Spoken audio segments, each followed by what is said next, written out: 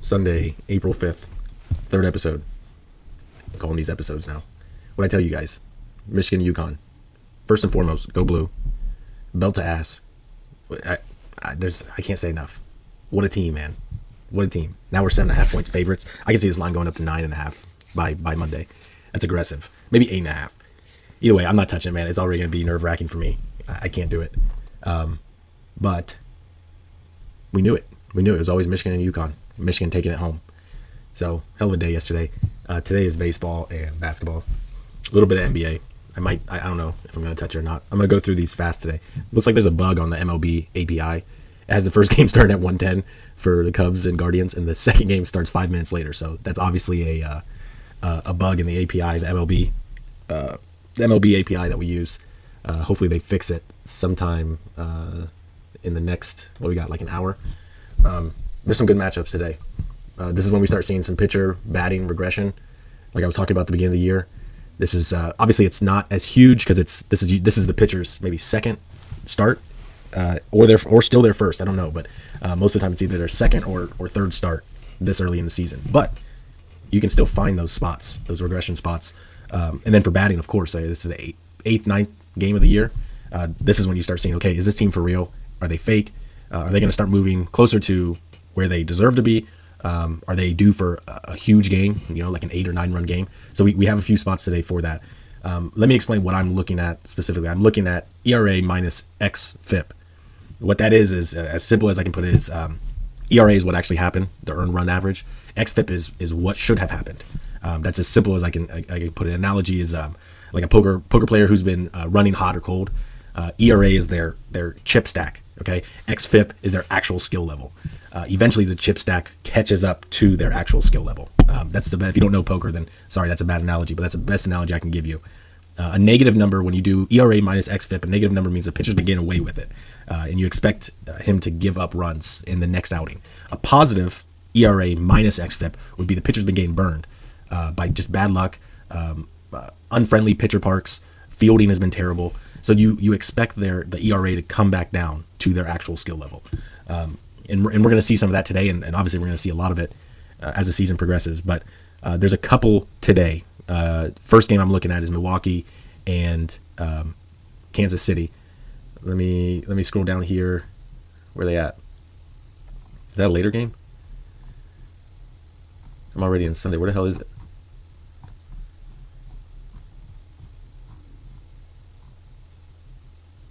There we go. Jesus. All right. So not only is Chris Bubic on the mound, but I'm also looking at their bullpen. I don't see this. I don't understand this. I want to hammer it, to tell you the truth. And I don't throw that around loosely. I'm against hammers, but you can get Milwaukee at plus money right now. And this is what I'm talking about. Chris Bubic on the mound, ERA of 1.5, right?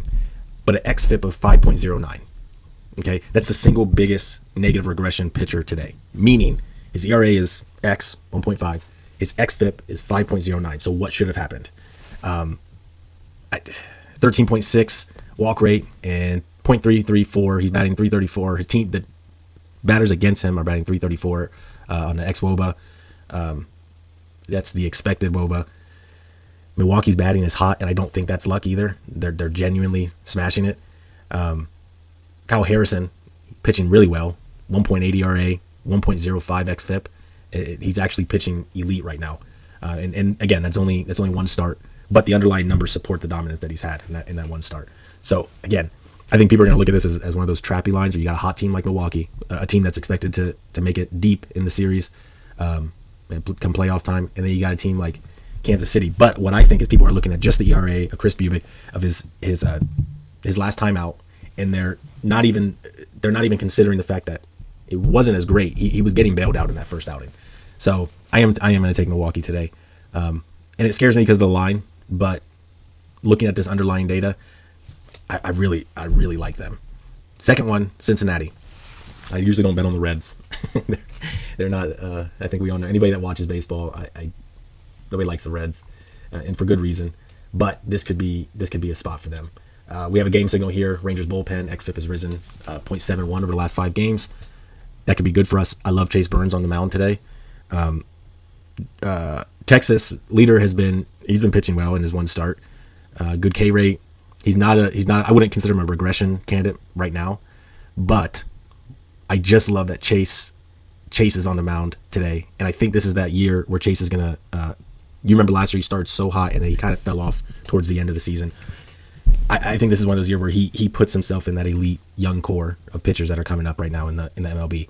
But what I'm most intrigued in is the best xWOBA in baseball right now. So like expected WOBA, which is batting. If you're not sure what that is, it's the equivalent to xERA. So what is expected based on the metrics of the hits that the Reds have gotten.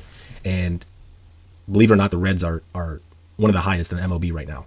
They're getting good hits on the ball. 10.8% of those hits are barrel hits. I mean, they're hitting it. I'm trying to think how I can explain it. The hits that they're getting, meaning the launch angle, the speed, where it hits on the bat, should be producing more runs, more efficiency, but it just hasn't. They've been getting unlucky.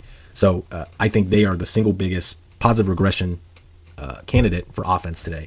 And I think the dam is going to break. I think today is the day where they really come out and get some runs early, and also get runs late too. I'm looking at the bullpen for the Rangers. I think they can do something today. So that's 1 and 2. I like, and that's 2 plus money plays. I like Milwaukee and I like the Reds today, and I never like the Reds. Another candidate for both offenses ready to explode is what I call it. San Diego and Boston. I just don't like that. You got Ranger Suarez on the mound. He's also due for some positive regression, meaning his ERA is here. We expect it to be here at the end of the game due to the expected ERA from the last game. So there is going to be some wind, but it's 59 degrees. Looks like wind is 11 miles out to center field. That does help, especially if the wind points a little more to right field. Right field is the shortest in the MLB in Boston. I don't know. I guess I just talked myself into possibly looking at an over here, but I'm not sold on it. Game 4. So to summarize, I don't think I'll take anything in San Diego, Boston, but if you had to lean one way, I guess I'd have to take the over, even though I really don't like it at all. Yeah, I just don't want to. I wouldn't touch it. That's just me. It has a nice, but damn it. Every game has been 5-2, 5-1, 3-2 yesterday, and now the total's at 9. I feel like Vegas knows something. I'm talking myself into an over at this point. I might have to do it. You can see how sporadic I am when I'm looking at these games, but let me think on that one. I don't know. The last one I have for today, Mets and San Francisco. Might see an under here. I'm looking at Logan Webb to have a really, really good game after a tough outing. Mets are on a 7. This is the 7th game of their road trip. We could see some signs of fatigue from them. I don't know. San Francisco's offense is just not hot. It's not unlucky. They're just not good. There's no quality metric that's positive right now for them when it comes to batting. They have lowest barrels, lowest xWOBA. They face Senga today, who strikes everyone out. He's legitimately good. I think we could see some low scoring here. I know the model has a strong edge on the over. I wouldn't take that today.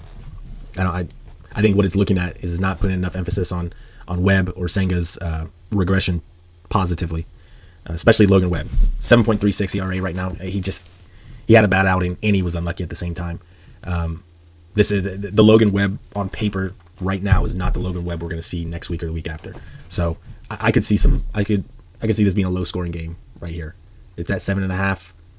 We could see 3-1, maybe 3-2. Could be similar to the Boston San Diego game yesterday. Yeah, that's what I like. So that's four games. Obviously, I'll put anything in the Discord that I like later on. But for right now, that's all I have. So hopefully you found some value in that.